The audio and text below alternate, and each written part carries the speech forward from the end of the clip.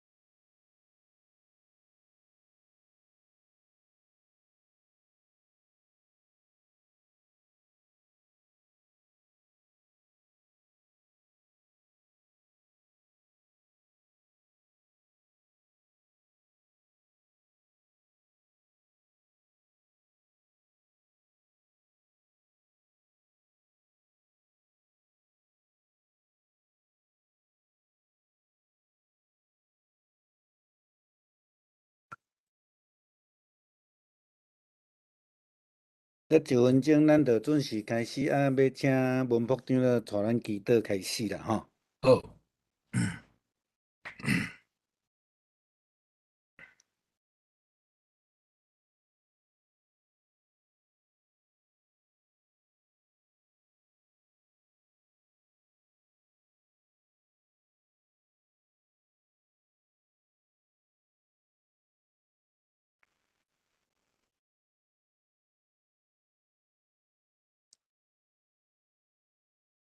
文部长了，麻烦。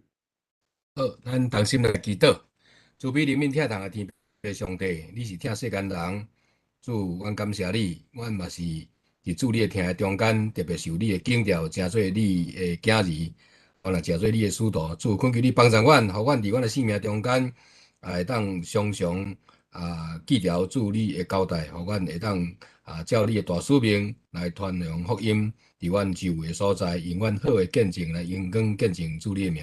阮也恳求天父上帝保守阮下暝时间，互阮通过约拿书所学习到的，会当伫阮的生活中间来思想、来思考，伫阮的生命中间来照你的教示来荣光你的名。阮从下暝的时间，搁再一摆仰望伫主你圣手的引带带领甲保守，安尼祈祷恳求，靠主耶稣的名，阿免。谢谢。我今仔日嘛会用华语较济啦，吼，因为平民节个人华语较习惯安尼啦，吼。嘿，嗯，咱今仔日要甲这个约拿书，吼，上落尾部分就是第6节到11节，吼，来完成啦，吼。伫这段经文内底所咧讲的这个记载，大部分都是上帝的作为。那上帝的作为，我们如果去从圣经的观点去看了，就是上帝的作为是人做不到的。那我们就是说，这个是我们可以归纳在神迹的一个部分了，哈。当然，在约拿书里面，耶稣基督给他肯定的就是一个神迹，就是约拿从鱼的肚子里面3天3夜之后又吐出来，那意表他自己3天死亡之后3天要复活啊，这样的救恩。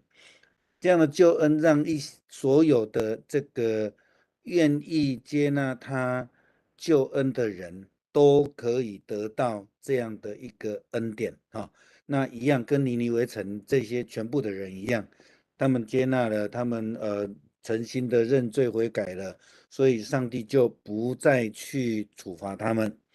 也因为这样子，所以约拿他很有意见。我们上个礼拜在第1节到第5节有谈到这个部分，那约拿非常的生气甚至他就跟上帝在那边争吵那上帝就很直接、很严格的告诉他说：“你这样生气对吗？”那约拿非常不满上帝恩待尼尼微城。那当然，这个回到我们在绪论的时候讲到的，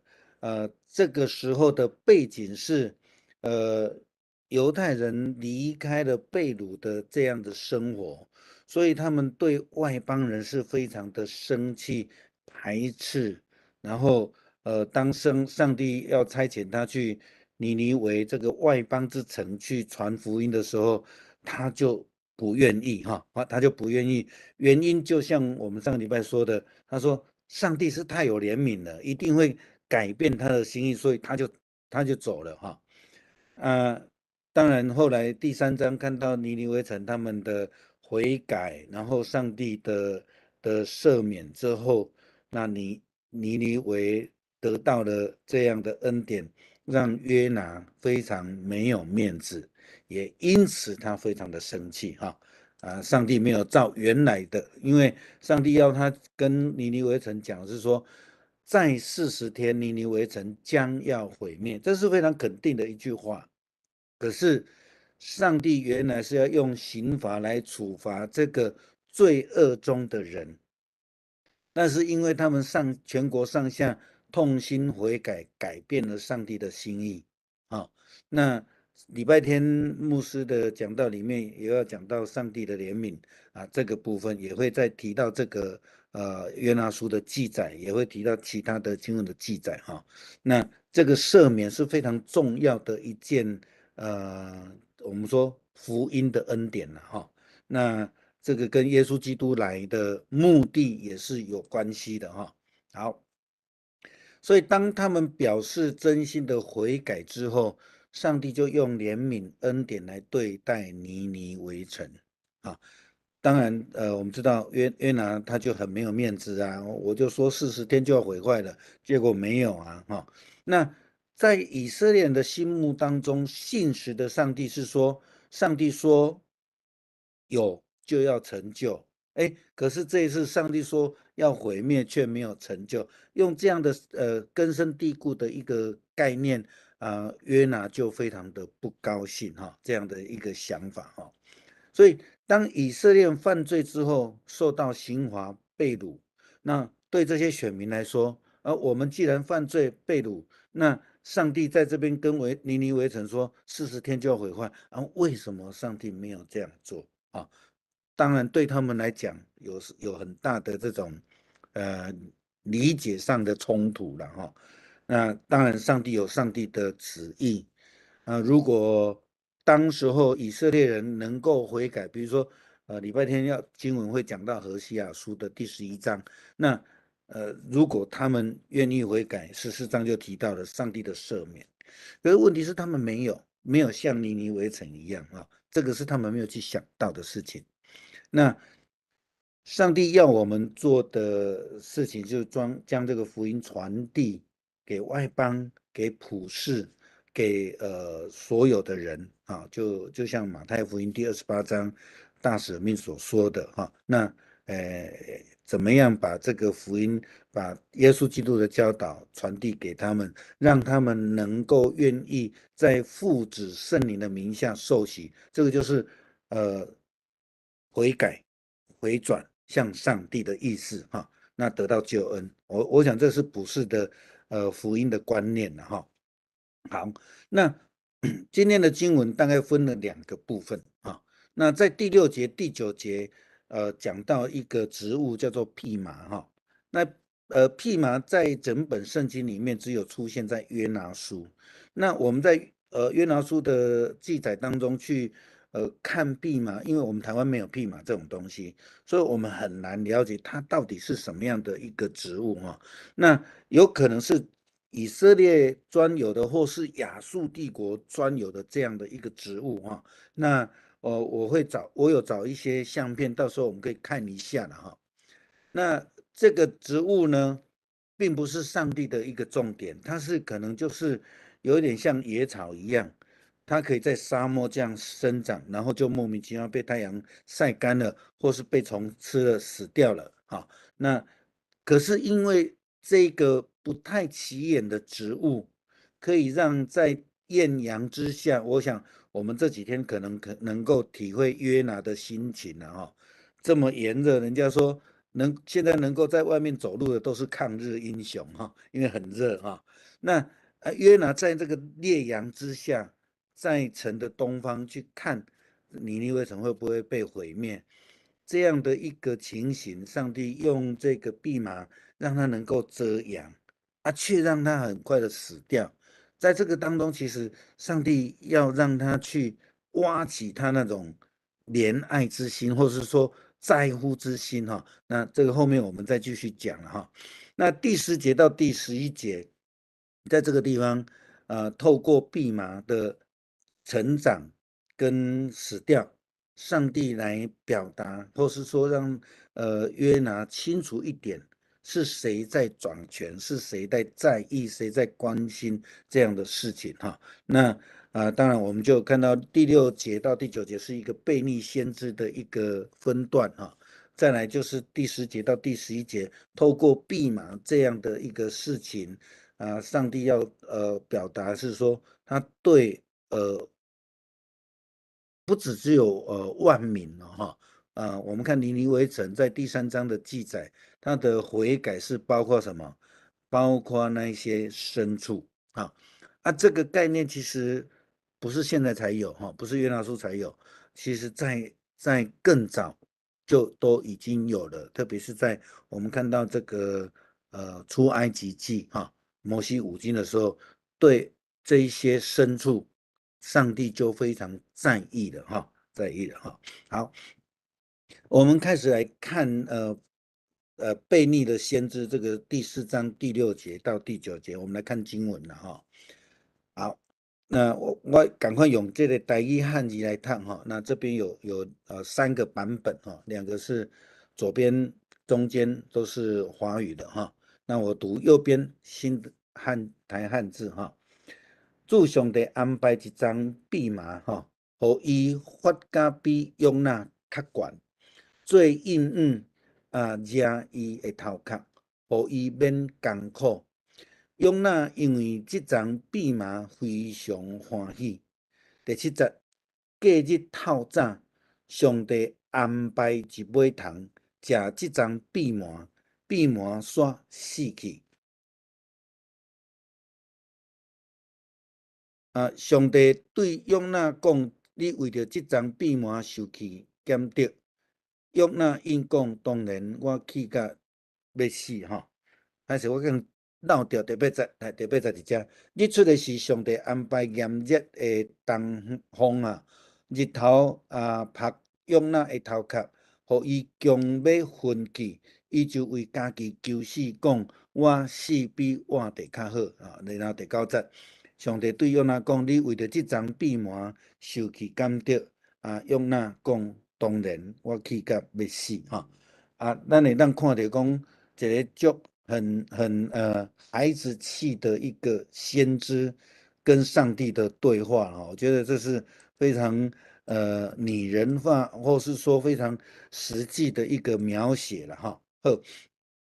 第6节讲上帝安排，咱注意看这会伫这段经文中间，连咪我会去讲到哈，这个字出现几若摆出现几若摆，上帝安排这个部分上帝准备伫旧的台语汉字讲上帝预备那上帝安排和合本用安排这个字来翻译了那这个旧的台语汉字它用安尼比版用安尼比版的意思好，第1章的第17节，那一尾大鱼就是上帝所安排，上帝所预备，这个在表达上帝的全能上帝的权柄，上帝所做的事情。另外3次都在第4章第6节、第7节、第8节。那我们看到上帝安排或是比班蓖麻，佮比班一尾虫佮比班炎热的东风上帝安排的这些东西，安排蓖麻，安排一尾虫，安排炎热的东风这个意思就是说，上帝在掌权，上帝在处理这些事情所以中文的翻译也是用安排那个英文的翻译我们就很清楚，也是 prepare 或是 provide， 上帝提供在英文另外一个 standard version， 它的翻译是说 appointed， 上帝指定，哈，上帝指定这个比较有那种权力权柄的那个感觉了 ，appointed 哈，上帝指定要谁做这件事情，上帝指定东风，上帝指定那个大鱼，上帝指定一尾虫等等的哈，这比较强的一个翻译哈。那这个是刚刚说的那个 Standard Version 它的翻译的一个地方哦。那他就说上帝指定要有这件事情开始出现哈。那这个就是这个职务了哈，这个职务好。那设备啦，或是说预备啦哈被命令啦，被指定啦，那在这个地方就表达是说这个蓖麻是受上帝的安排的哈。那另外我们比较困难的是这个蓖麻到底是什么哈？那英文的翻译也有葫芦的意思，可是看起来不太像葫芦，因为我们种的葫芦是那种爬藤类的哈。是趴在地上的，是不会长得那么高的哈，所以我们在了解上就会有一些困难了哈。那其实真正它是什么样植物，不影响我们对经文的了解啊。那虽然如此，我也是努力去找一些资料，让大家看一下，大概它是什么样的植物，那它为什么会长得这么高？为什么会一下子就被虫吃掉？那这个有它的意识存在哈。那在我们前面读到第4章第1节到第5节的时候，特别讲到说，这个尼尼微城悔改之后，约拿很生气，他就跑到这个城的东边，他去搭了一座棚子啊。那搭了这一座棚子，到底是他用什么搭的，我们也不太清楚哈。可是看起来他搭的这个棚子好像没有用，他必须靠这个蓖麻遮阳啊。那是不是这个棚子是在讲他想要用自己的能力却没有办法啊？或是说是因为上帝给他的这样的一个蓖麻的都有可能的哈。但是我们就从这个地方来想哈。他搭一座棚子，基本上要表达是说他用自己的能力，可是他没有办法解决他的问题啊。那就像马太福音第6章28节到30节，耶稣所说的说：“何必为衣服忧虑呢？试想田里的百合花怎么样生长？他们不劳苦，也不纺织。但我告诉你们，就是所罗门王极威荣的时候所穿的，也比不上这花中的一朵。田里的草今天还在，明天就投进炉里了。”这个很像今天我们要看的蓖麻哈。上帝尚且这样子装扮他们小信的人啊，何况是你们呢？那在圣经里面总共出现了100多种的植物了哈。那在现存的以色列的这个植物里面有很多我们不是很了解的哈。那圣经怎么样的描写？有时候是那个时期的植物，那像这个美索不达米亚的，有可能只有他们很特别的很特别的一些植物哈。那这一些植物，我们知道它蓖麻是一个很像蔓藤类的东西，可是跟我们了解的葫芦又不太一样哈。那基本上它是一个矮虫哈这个德文哈叫做 Lignus stalk 那这个是一个灌木矮虫的，它并不是像木本植物。它比较像草本植物介于这样的一个植物哈。那有可能2年才生长的植物哈这个很脆弱，很容易就死亡哈，大概是这样的一个植物。那很多人是种在这个花园里面哈它是一种有毒的，那他们也有提炼蓖麻油哈，大概是这一些东西哈。那这些对我来说也只是一个知识性的了解，因为我们没有办法亲自去看到了解这个植物，大概让我们大概知道一下了哈。那就从一些这个字典当中去找到的一些资料。好，那在第6节当中有讲到说，这个蓖麻的成长出现，在约拿书里面也出现4次哈。那当然，它在不一样的地方不同的 context 里面，它的翻译就不一样。比如说第1章第2节，上帝说他们的罪恶因为罪恶透到我的面前，这个透就跟这个植物的成长是同一个字。他们的罪恶一直成长，然后到上帝的面前哈。那一样，在第2章第6节说，耶和华说，耶和华我的上帝，你有救我脱离死亡，脱离死亡，也是一个同样这个字的意思哈。好，然后隔天早上套炸，这个套炸，我们台语的翻译，没有把那个字的精髓翻译出来。其实说他的意思是说，隔天早上太阳升起的时候，有那个升起的时候，不是跟他套战呢，日头出来的时阵所以上帝安排一尾糖上帝安排这个虫来把这个蓖麻吃掉了大概是这样，从无中生有，上帝创造的，上帝一个能力所让它生长出来的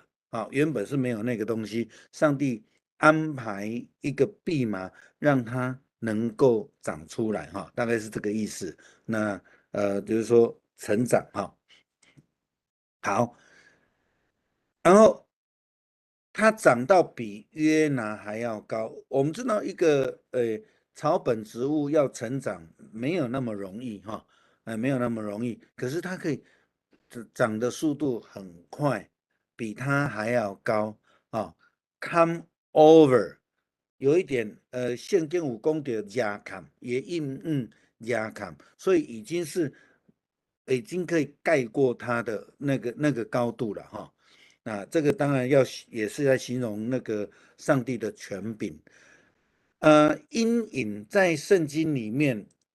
非常重要，通常会讲到上帝的权柄。我们现在听一些比较灵恩教会的牧者，常会讲说遮蔽但是请记得在圣经里面讲的遮蔽都提到上帝，没有提到人，人没有能力可以做人家的遮盖没有办法做人家的遮盖，我们只有靠着上帝就再会讲道的牧者，再有能力的恩典的牧者，也没有能力可以做人家的遮盖，只有上帝。圣经里面只有讲上帝这个我特别要在这边厘清的那牧者有他的权柄帮人祷告，但是他不是遮盖的来源，请我们记得这件事情好，那圣经的翻译就是说to be shed over his head， 就是他成为一个他头上的一个遮蔽的一个阴影然后后面的英文我觉得比较有意思的英文版的他说 to deliver him from his discomfort， 就从他很不舒服的情况把他怎么样解救出来了这个很有意思这个英文的翻译了所以意思就是说，让他这个植物高过他的头，让这个阴影遮蔽他，让他从他的痛苦当中、不舒服当中把他解救出来deliver 我们在那个主导文里面也有用这个字deliver us from the evil 是这个意思就我们脱离凶恶。太阳烈日的照射基本上就是那个凶恶从在这个地方在讲的好，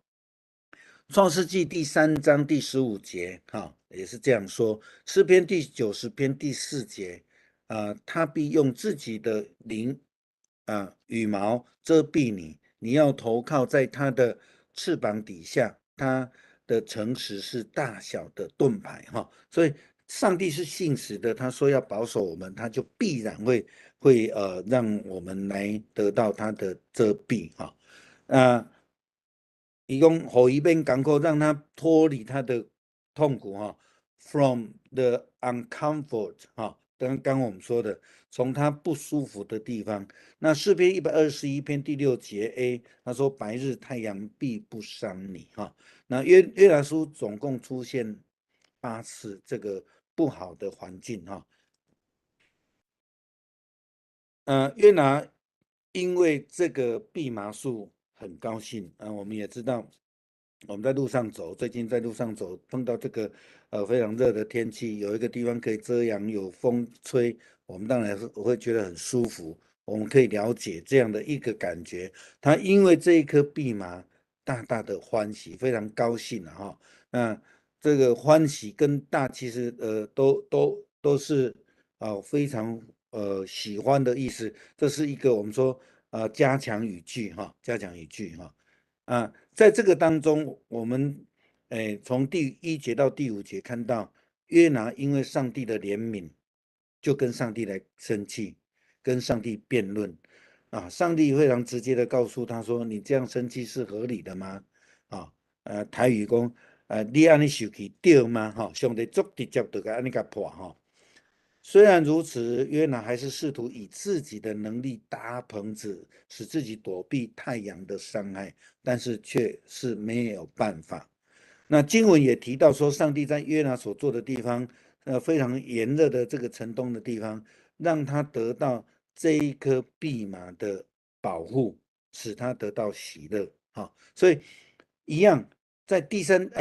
这个第1章的后半段，我们看到那一些船员，他们努力尝试要用自己的能力使船靠近岸，却没有办法。这个地方也看到约拿想要用自己的方法搭棚子，让自己躲避太阳的伤害，也没有办法。只有上帝能够使他脱离他的苦难这是让我们非常清楚的一件事情所以透过这样的记载，让我们看到上帝的权柄、全能。上帝拯救他脱离这个恶的环境的管辖约拿因为这样也非常高兴。可是他的欢喜并不是建立在他领受上帝的恩典，而是因为那个蓖麻所带来的短暂欢喜这个是比较大的问题。好，第7节，隔日透早，上帝安排一尾虫吃这张蓖麻，蓖麻煞死去隔天早上，旧的台语汉字翻译的比较清楚了就是说，隔日天铺更，天铺更的是讲拂晓，有那个太阳升起的那个意思在套炸就好像就那个短短时段这样子而已所以太阳刚升起的那一个时间他要讲凌晨大清晨这样子那上帝就预备，上帝安排。那我们刚有提到过几次这个经文里面了。那上帝安排一只虫、一尾虫、一条虫来吃这个这个蓖麻那根据了解，这个虫通常是在沙漠的土底下，那它在冷的时候、干的时候，它才会出来吃这些植物来摄取营养那大概就是0.5公分到6.4公分这样子那每年的活动大概是这样子的一个情形那它就是吃这个叶子，或是说咬那在这个地方是说杀了那因为它杀死了这个植物，因为它吃。我们也知道，像前一阵子一直下雨，那教会的这个院子里面呢，就有很多的花就被蝸牛跑出来吃，那吃了就死掉了大概就这样子的一个意思了那撒母耳记上卷18章第6节，大卫代笔拍死迄个非利士人倒转这个打死这个字跟这个吃的意思是一样的，那就是说这只虫杀死了蓖麻啊，不是为了让它吃饱，而是意思就是说，这只虫让呃约拿很高兴的这个蓖麻遮印的这几个事情倒下去了，就改变了哈。那这个地方就看到说上帝的安排啊，上帝说有就有，上帝说没有就没有。是上帝安排的，这个蓖麻被杀死了，所以它是枯干死掉的，它可能被从梗啃掉了啊，就都无法度得到应用了呢哈。好，那这第七节的意思就是说，沙漠中这个虫通常是清晨活动啊，不是说在大太阳底下，那就把这个虫吃这个植物吃掉了，让它枯干而死。那上帝用这个虫在这个地方来杀死这个植物哈，那让约拿他很倚靠很高兴的这个蓖麻就死掉了哈。第八节，日出的是上帝安排炎热的东风哈，日头晒约拿的头壳，互伊强要昏去，伊就家己求死讲，我死比我较好啊，这个。约拿不止一次求死哈，我们记得在这一章已经出现2次了哈。OK，好，那太阳出来的时候，这个已经不是刚刚那个拂晓的时间了，已经是太阳已经非常大的时候哈，非常大的时候，然后就感觉上它就这个是很不舒服的一个情形。那上帝又安排那尾虫又把这个蓖麻弄掉了哈，所以我们就看到说，上帝安排了烈日来晒它，也一样要表明上帝的全能啊、权柄啊。那这个地方说，上帝是安排这样的一个炎热的天气，让约拿去尝试到那个沙漠的这个炎热哈。那当然，我们最近因为大暑刚过哈，也是非常非常热，今年听说也特别特别的热了哈。那这个东风哈，东方，我们说这个东风到底是热还是冷，这个都很难说，要看地区了哈。那我们如果说用尼尼微城这个地方来看，基本上它的东风是热风哈，就是说沙漠来的那个风哈。那牧师以前住在加州的时候，大概也是这个季节哦，会有一种风叫做 Santa Ana Wind 哈。Santa Ana Wind 就是西边的太平洋海风吹到内陆，可是内陆的东边呢又有沙漠的，现在很热。沙漠如果我们那个有一个地方叫做 Death Valley，就是死亡谷，那个地方是海平面底下，所以它非常热。那海风起来之后呢，那个 Death Valley 的热风也会被卷起来，就吹到我们这个太平洋沿岸，就是南加州这个地方。那我们叫做圣塔安娜风，那个就是焚风了哈。那大概就是最高，我们那个地方南加州可能大到这个110华氏哈，大概40度41度。那你如果从车子出来哈，站到那个停车场，你会觉得好像地上是一个烤炉啊，那个感觉哈。那我想在这个地方，呃呃，约拿所遇到的就很像我们遇到这种风一样哈，东边吹来那个风哈，是一个非常热的一个风哈，又有太阳晒，又有这样的一个热风哈。那在第1章第4节，上帝让海起了大风，跟这个地方的风是一样。那风我们知道在希伯来文讲 ruach，就是在讲上帝的灵，就是说上帝亲自在处理这样的一个事情，万事都在上帝的掌权当中哈。所以一方面他在曝晒在这个烈日当下一方面又有那个热风哈这个真的是受不了哈。我还蛮能够体会那个约拿那时候的一个情况了哈。那曝晒原本这个字也跟前面那个虫吃的那个沙意思是一样的哈，就是说那个热浪袭击约拿哈，那在这个地方在讲到也头壳哦，我们就想到创世纪的时候，亚当夏娃他犯罪之后，上帝就很生气来审判他们的时候，那就跟那一条蛇说，这个女人的后代要伤你的头，那个头代表什么？代表生命哈，指生命哈。意思就是说，约拿在那个情况，烈日的曝晒跟热风的吹袭，好像要了他的命一样，好像要杀了他，哈，是这样的一个意思哈。所以他就好像昏迷啊，要死去了，没有力了哈。所以他就为自己求死了哈，我干脆死掉好了啦哈。所以第4章第3节他也讲了一次哈。伊讲我规日死好啊哈。那在这个地方，他一个前面是情绪上面的，这个第8节是肉体上面的，所以他在心灵上面也受苦，在肉体上面他也在受苦哈。可是他没有去抓住上帝的救恩呐哈。这个时候啊，那这个地方我们知道，他灵魂上面、肉体上面他都很困难，所以他也没有去求上帝的救恩。这个是大概这一段的意思哈。那上帝提到这个蓖麻来保守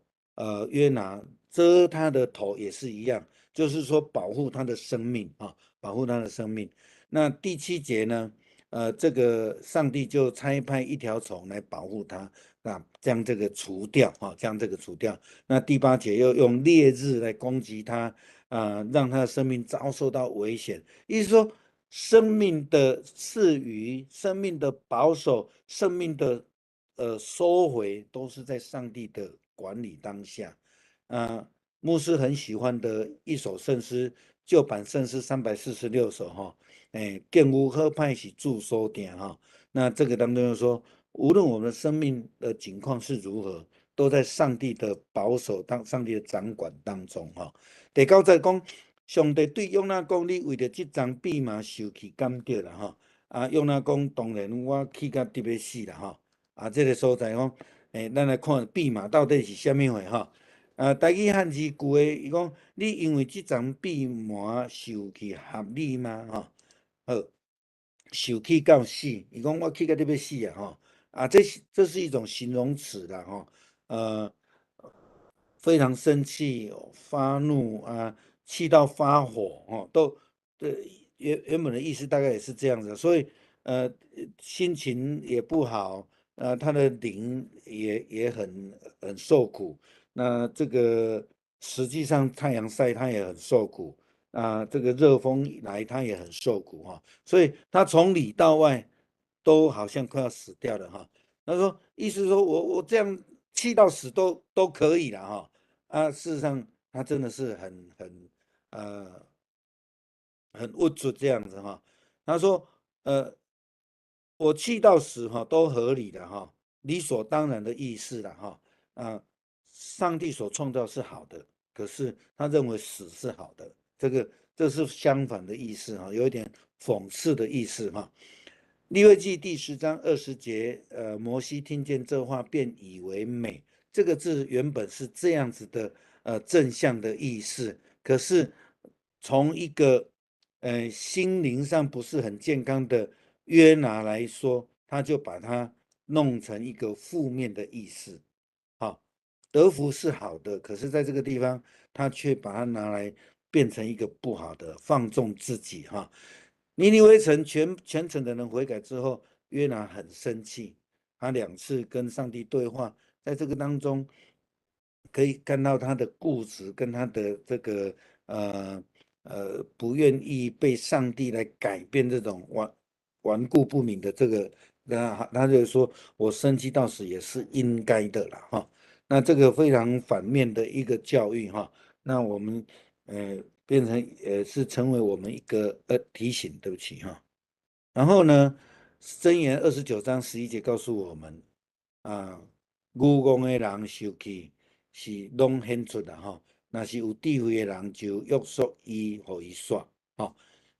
有智慧的人会让它熄灭哈。比如说新月告诉我们我们可以生气，可是呢，怎么样？生气不可到日落哈。所以他这边说，愚蠢的人哈，怒形于色哈，怒形于色；聪明的人心平气和了哈。那最近有一句话让人家最近很多人在流传啊，就是这个不威而怒哈，这会是有利的哈。那以弗所书告诉我们哈，就是我刚刚有读到的，你们若发脾气，不可因为这脾气而犯罪，也不可一整天生气了哈。就是说生气不可到日落哈。那我想这个整本的圣经都是告诉我们，可是问题是约拿却是放纵自己，让自己生气，他认为说我放弃生气到死哈，都合理啊，这样子哈。也是讲上帝疼万类哈，这个第10节到第11节是第2段哈，我用台语来读了哈。这张闭幕不是你种的，不是你互伊大张，一枚大张搁一过暝死去，你拢会唔甘哈。这个上帝故意用蓖麻来挑起他的情绪，然后来跟他分析啊哈。因为像这个大城内面有12万未晓得分别好歹的人，和合本的圣经说不能分辨左右手，左手右手啊。那在圣经其实左右是有是非之分的意思哈。过来讲，各有真济精生，我兼唔免甲伊疼惜哈。OK，所以第4节这样说啊哈。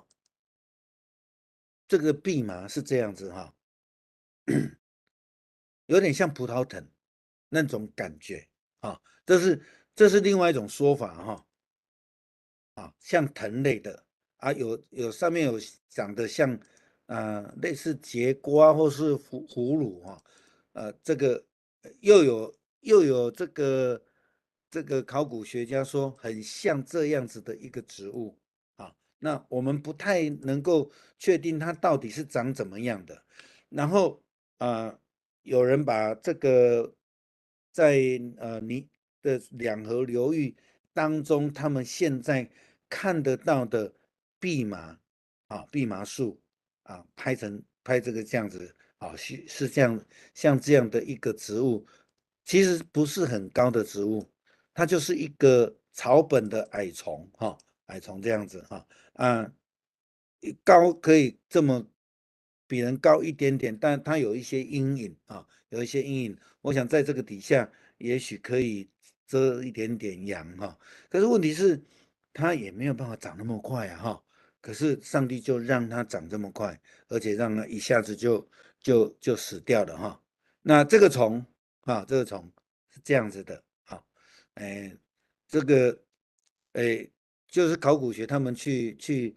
发现拍出来的一些相片，那让我们看一下那毛毛虫会变成那个蝴蝶我们也不知道到底哪一个是正确的当然就是我找到的资料，让我们来参考一下而已，大概知道那种感觉其实它不是很大的，可是它就是可以得到一点点的这个阴影他就很高兴了。可是隔天死掉了，他就觉得很舍不得上帝用这样子来跟约拿来论，他说又不是你花的功夫不是你钓来的，不是你付出劳力的，也不是你培养的，不是你栽种的你就这么在乎意思就是说，又不是你给他长大的。我们有没有想到哪一个经文？保罗说的，对不对？亚波罗跟他栽种、浇灌，谁给他成长？上帝上帝就算我们努力了，可是生命的主权是谁？是上帝是上帝。所以，其实上帝在这边讲得很清楚，主权是在上帝，不是在约拿。可是约拿就是搞不清楚，就有一点像亚当跟夏娃，他们把这个伊甸园的主权，它是管理权变成所有权。上帝叫他不能吃那个辨别是非的那个果树，他就偏偏要去吃。他想要得到上帝那个辨明是非的能力啊，所以我们没有办法让他长大，可是他却在乎啊。那上帝让他发生就是成长，我们刚刚讲到了哈，哎呀，这个他们的罪成长啊，这样子好。上帝让他成长，上帝让他死亡，上帝赏赐，上帝收回。啊，这个在表达非常清楚、非常简单的一个思想。上帝是我们的一个掌权者，上帝把我们的生命赐给我们，上帝收回，也都是上帝的一个主权了哈。所以，他说，阿内利的唔甘，你就爱惜这个蓖麻的生命，何况上帝用这样的对比了哈，后面就要讲了哈。所以事实在陈述说，约拿明明知道自己没有能力，他想要自己能力去搭棚子也不行。上帝让蓖麻成长，他就高兴；上帝让蓖麻死掉，他就生气。哦，有时候我们在生命当中碰到不顺利的时候，我们也会生气，而且我们认为我们很有理由生气，哦，就自己胡作非为。好像约拿就是这样子哈。那耶稣在论到发誓的时候，他这样讲到，他说：你们不可以发誓，什么事都不可以发，不可指着天，不可指着地，因为天是上帝的座位啊，不可指着地，因为我们地是那个他的脚凳，也不可指着耶路撒冷，因为耶路撒冷是大君王的京城，又不可指着你的头发誓，头是生命，我们也没有能力让头发变黑也变白，啊，这是非常清楚的啊，非常清楚的。约拿生气却是因为蓖麻的死向上帝生气，约拿生气因为上帝赦免了尼尼微城，他生气。可是他没有任何能力啊，在这个地方非常清楚的，所以他对上帝生气，好像这样就可以解决问题哈。有些人就认为说他生气就可以解决问题，这跟埃及跟以色列人一样嘛，对不对？就是说上帝将所有责任就推给上帝，都是你的问题啊。对不起，我看一下，好。所以只要对上帝好像就可以解决了，事实上不行了哈。我们看第11节，上帝最后用一个结论告诉他，尼尼微城这个大城里面有12万不晓得辨别是非的一个这些人哈。好，那第3章形容这个大城用天数要走3天才能够绕这个城哈。所以他这边惊头哈，走透需要3天的路程啊，在这个地方是用人口啊，你知道现在全世界最大的城市排名啊是在中国的城市3200多万哈，那这是以人数在排了哈，在排。那我们也知道以人数来形容一个城它有多大哈，那等一下我们会再讲到那个人数的问题了哈。那这个12万多人，他们连分别是非的能力都没有。那其实这有几个不同层面的一个意思哈。在讲的 knowledge 这个地方，有可能在讲没有受教育。第二个层面是讲信仰的关系，就是说他们没有上帝的智慧，因为他们不认识上帝。在圣经好几次跟我们讲说，敬畏耶和华是什么？智慧的开端。好，所以这个地方也很有可能在讲说，他们还没有机会认识上帝，所以他们犯罪是情有可原的啊。是这样子的意思哈。所以他们没有办法分别，就是说是非当中，他们没有办法去分别这个当中之间的一个的差别在哪里啊？没有这个智慧，没有这个能力，他们不能分辨啊这个事情哈。那12万多人到底在指什么东西啊？哈，我们可以说12万多人可以指精确的12万多人的人口。那一样，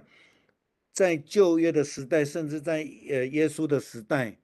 他们在讲人口数，其是在讲男丁啊，能够打仗的男丁。那如果按照社会学的角度来讲，可能要乘以4或是乘以5，那有可能是这样在指这些。那我们如果从启示录的一个写法来看，啊，的角度可能会不一样的哈。然后在这个地方又讲到畜生啊，或是说牲畜，对不起，牲畜哈，这个牛啦、马啦、骆驼啊等等这些，也许在讲经济价值哈，这些东西可以养活他们，就像呃呃挪亚的这个方舟，船上面只有几个人，8个人，有多少动物？很多很多很多动物，一公一母，或是7对啊，洁净的7公7母啊。那有机会再解释为什么有些7对7公7母，有些只有一公一母而已啊。有机会再解释这个地方。好，那我们注意看，我刚刚讲到出埃及记就有讲到这一些牲畜的事情哈。我们看守安息日的后面，他讲到什么？你和你的儿女、你的女婢、仆人，还有什么出外人、牲畜都要怎么样得到安息？这个是已经非常清楚了。上帝不但只有在意人而已，就是说，凡是他所创造的啊，可以养活很多的人，因为这些都是上帝给他们的哈。那上帝告诉他说，你用这样的一个精神来看哈，好，上帝点出约拿的生气是不合宜的了哈。那当然，他用他的亲身的感受来提醒约拿，让约拿从实际的层面来看上帝的怜悯。即便是说离开上帝违背上帝，上帝仍然保守。就好像我们在过去的这个主日里面，我们讲到索多玛、俄摩拉、亚伯拉罕为他们代求，50个、45个、40个，上帝也其实因为这些艺人有可能愿意来怜悯他们，而问题是他们不愿意悔改的时候，他们就要面对自己的一个所选择的一个困境了哈。就像约拿也一样啊哈，所以这个希望上帝是希望他们回头哈。上帝的恩典不但是给以色列人，同时要给外邦人，因为上帝是创造主，是爱世界的哈。最重要是上帝表明了比约拿更疼惜蓖麻更重要的事情。上帝更加疼惜那些大多数没有敬拜上帝、没有辨别是非能力的尼尼微城里面的万物啊。我们在第3章看到，从王到最微小的这牲畜都一起悔改哈。所以他告诉我们上帝的一个普世性哈。那诗篇63篇第1到第11节这边讲到这个经文，我就不在这个读了哈。我有给各位的经文，让我们自己去看一下了哈。上帝在这个当中也是给我们这样的一个保守哈。上帝给我们慈爱，然后我们必须要愿意接受，愿意赞美他愿意来在他的这个保守之下，这边讲说他的翅膀的阴影之下哈，得到上帝的恩典了哈。那我们必定能够在他的保守哈。那刚刚我已经谈到的这个栽种跟浇水哈，那这边我用哥林多前书3章保罗所说的话哈，那这个也讲到主权呐哈。我栽种了，亚波罗浇灌了，只有上帝使他成长。这也是在讲上帝的主权在这个地方。所以，就算他栽种了，那亚波罗浇灌了，保罗讲什么？栽种了不算不得什么，浇灌了也算不得什么，只有上帝啊，上帝给他成长啊。好，那思考的问题就在这边。那我们还是用第一人称的方式来思考啊。约拿书第四章1到5节告诉我们，约拿因为尼尼微城的悔改，上帝的施恩怜悯，他就来求死哈。那第4章第6节到第9节，他再一次因为蓖麻的枯干来生气，而且为了他所遇到的困难，他说我生气快要死了，他也觉得是合理的哈。那是不是我们也会这样子？我们也会说啊，上帝啦，你干脆让我就现在离开这个世界，有没有听过人家这样说？我相信是有的哈。但是请我们记得，生命的主权不在我们的手上，生命的主权是在上帝的手上啊。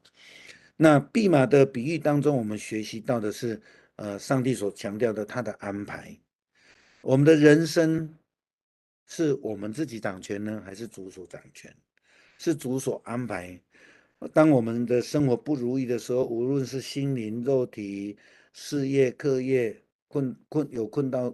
遇到困境的时候，那我们应该要有什么样的态度？那今天的经文让我们学习到什么样的功课啊？那第4章第10节提到约拿无法影响控制蓖麻的增长死亡，那所以他就也跟上帝生气。那上帝提醒他，蓖麻这么微小的一个生物，你都疼惜它，啊，这是非常客气的说法。那事实上，上帝要告诉他，你因为这样生气，你根本是不合理的啊。那不顺约拿的意，他就生气了，就好像浪子的大儿子一样，不顺他的意，他也生气了，不进去啊。那这个马太福音5章，我们讲到这个耶稣讲的这个啊，我们又不能使头发变黑或变白，但是提醒我们要谦卑，要顺服主了哈。那第4个，约拿书的结尾提醒约拿，上帝所看重的是所有他的创造，包括受呼召还没有受呼召的，认识上帝还是没有认识上帝的，所有被创造的都是上帝所怜悯、所疼爱的。好，我刚刚也提到了，上帝将创造的伊甸园交给亚当管理，已经表明他所疼爱的所有的东西哈。那我们也真的是要爱惜的哈。那出埃及记也是这样子，我们刚刚也提到的哈，就是说，这个给人家安息是从你的子这样子，然后呢，牲畜寄居的人啊，这个就是外邦人，这个是在讲外邦啊，这个在讲外邦哦，哈，外邦人啊，外邦人，OK。那我们就很清楚说，上帝所在意的是所有的人。所以，当一个基督徒，我们在世界上的责任是什么？我说，教会在社会，或是我以前跟以前的那个教会的人说，台美人的社群，或是说我们在三峡，我们的责任是什么东西？啊，这个上帝给我们看到的是什么？如果上帝今天呼召我我应该怎么样来回应上帝？或许我们没有想到这么多的一个问题，或者说我们遇到真正的困难，但是基于基督教的信仰，基督的信仰，我们应该要用什么样的态度来回应上帝？我跟大家分享过，就是说我们在收回126、128老街的这个事情上面，也一直在提醒我自己。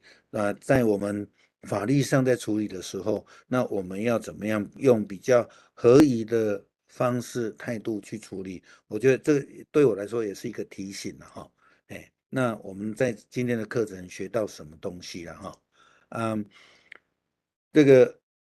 我刚刚讲到说那个12万多人哈，在这边补充一下哈，我用这个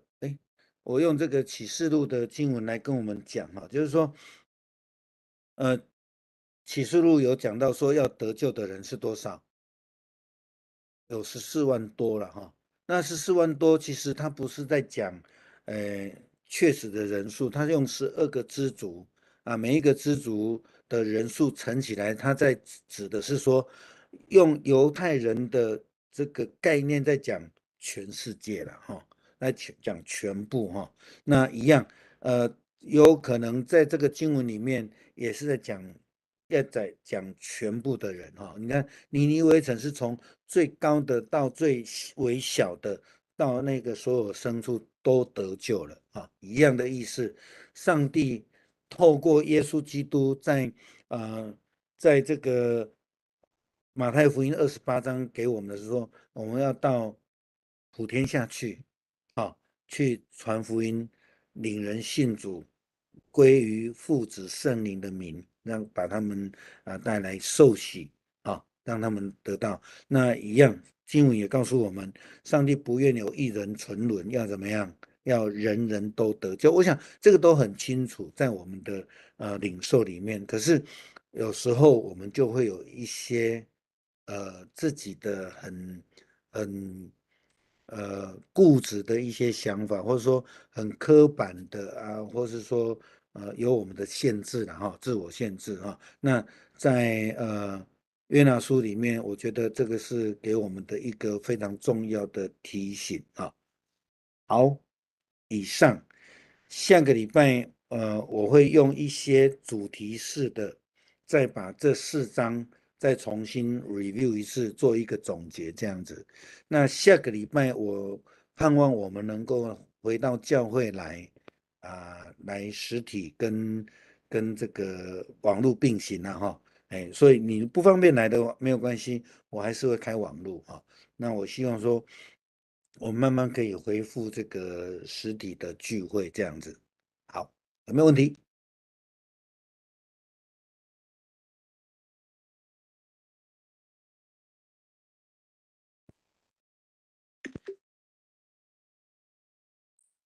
有无？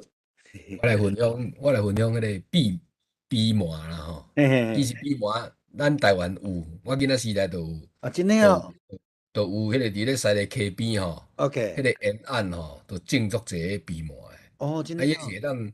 伊会有毒哦，伊有毒，嘿嘿，对，我知有毒。袂使食。啊，伊个籽吼，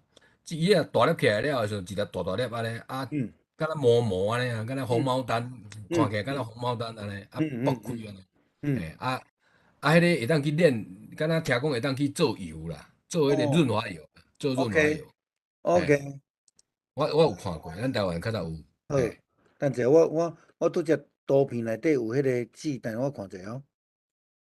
伊个毛毛安尼啊，敢若红毛丹有无？红毛对丹对对对你捌食过无？对对对，来，我搁互咱看一下。啊，但迄色无共，红毛丹是红红嘛，啊，伊个是对对对安尼乌对对，乌安尼啦。较早喺西个溪边足济啊，规溪边拢是啊。是哦，嘿，哎，对对对对，绿树安尼，嘿对就对对对。亲像安尼嘿，嘿，哎，啊叶啊嘛是红诶。哦，OK 嗯，啊，毋 OK，过我真久无看呀，我上足久嘛毋捌过去遐去啊，遐种人做提防啊，做起来都毋知影。哦，啊，嗯，有可能拢是较伫山的所在会当生长可能的款，可能，嘿嘿，嘿嘿。我请哦，多教一下，谢多谢，请问一下哈，是，那个说它有毒，那经过用炼油以后就不会它不是吃嗯，的，它不能吃，它它炼油以后做润它没滑油，有毒了，炼了油以后就没有毒，啊，润但是也不是滑油是吃的。擦在人身上的吗？无，哦，不是，过去啊啥个啊，啊，过去的无，哦过去啊，哦哦哦咧用哦哦哦的迄哦哦，好，毋是咧用，毋是用个人的啦。好好好好，了解，谢谢，嘿嗯嘿伊可能是懵无毒啦，但是你若食入就有毒啦。嗯嘿，你看伊嗯伊伊这个人用徒手咧懵，所以啊，阮囡仔时代嘛去甲挽啊，哦，对啊，对啊，迄摕石嘿，头去甲牵啊，摕石头去甲牵啊，嗯，啊，毋知哦影迄阵嘛毋知有毒啊无毒啊。，OK OK OK，好，哦，谢谢，多即是讲，谢多谢，无即个顶的分享，哎，真好。是，迄个叫做，迄个叫做用啦吼，啊为着这蓖麻安尼袂惹阴的时阵吼，伊讲伊家己的活命吼，比这个尼尼微城内底人较重要。是啊感觉是啊是迄嘛是咱啊是啊，咧嘿提醒咱啦，提醒咱有时阵基督徒上惊就是讲注意啊，注意啦，对对掠准做注意，这是咱提醒咱甲社会咧互动的时阵吼，可能拢要真正注意的所在。伊用啦，甲咱提醒咱安尼。啊，有时阵咧对咧较无熟悉，我较早嘛是啊，甲人辩论啦，啊，恁咧是咧拢假啦，恁咧插头红啊啦，你咧安怎，啊，其实迄拢无好诶话嘛，啊，你嘛袂当引导互伊反感嘛，嘿啊，这是换咱爱注意诶所在，爱时时提醒啦，食了拢会袂记哩，爱时时提醒安尼。对，咱古早受着宣教师的影响，所以咱伫咧甲人咧辩论即个宗教信仰的中间，咱较会用负面的方式去甲伊先否定啦，吼。但是咱即马较会劝勉兄弟姊妹讲，不要去否定他们的宗教，那你还是去要怎讲？去尊重伊家己的宗教。但是伫这个中间，咱会当甲伊分析啦，吼。所以，阮迄阵拄咧读这个硕士班的时阵，吼，那个我们的宗教比较学，我们读了很多佛教啦、道教啦、印度教啦、耆那教，很多不同的宗教的那些概论，吼。刚开始的时候，很多同学就很受不了。我是来读基督教神学，我读这些干什么？然后后来去摸的时候才知道。你没有读这些，你根本没有办法跟他们对话，你根本没有办法尊重他们，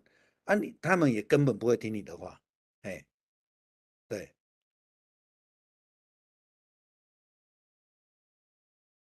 还有无？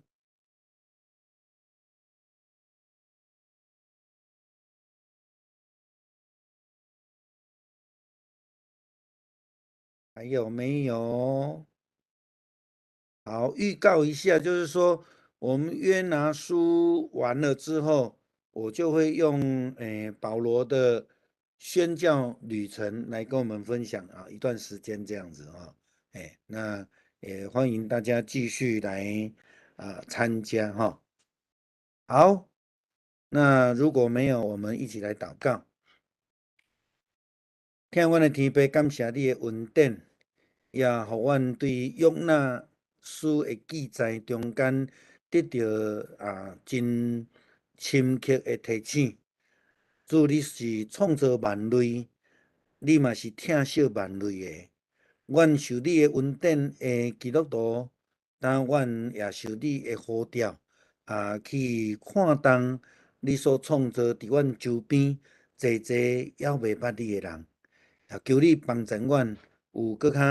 开阔的心胸，来甲遮个人相甲分享主你的救恩。感谢主，你互阮透过约拿的记载，去看到你是创造，你是业力，你也是保守的上帝。阮感谢你，互阮有即个恩典，得到主你的疼痛，也求主你继续赏赐阮智慧、开力。来看到阮三甲教会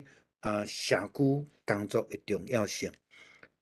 为着今仔日阴暗的组织，献上满心的感谢，求你来祝福，祈祷靠主耶稣基督圣名，阿门。多谢老师，谢谢老师。平安，谢谢，平安，大家平安。大家平安。